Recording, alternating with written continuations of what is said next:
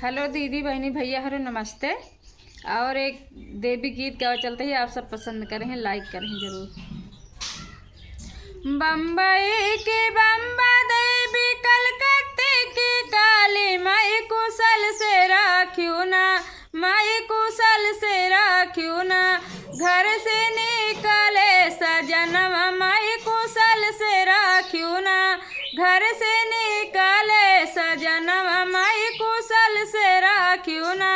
नाही चाही सोना चांदी नाही गहनवा, इहे मंगनवा चाही ना, इहे मंगनवा चाही ना।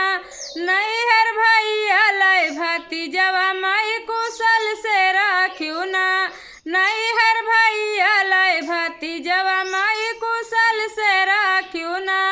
बम्बई की बम्बा देवी कलकत्ते की काली माई कुशल से राख्यू ना, माई कुशल से राख्यू ना। घर से निकले सजनवा माई कुशल से राख्यू ना, घर से निकले सजनवा माई कुशल से राख्यू ना। नाही चाही सोना चांदी नाही गहनवा, इहे मंगनवा चाही ना, इहे मंगनवा चाही ना।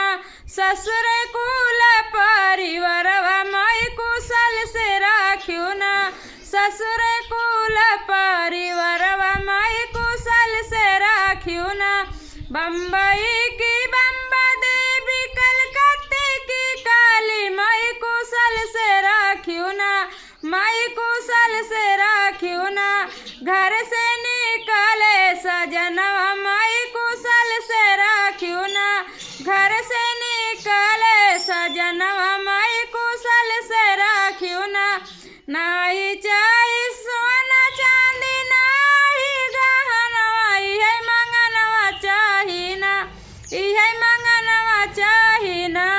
हमारी गोदिया कैला लनवा माई कुशल से राख्यू ना, हमारी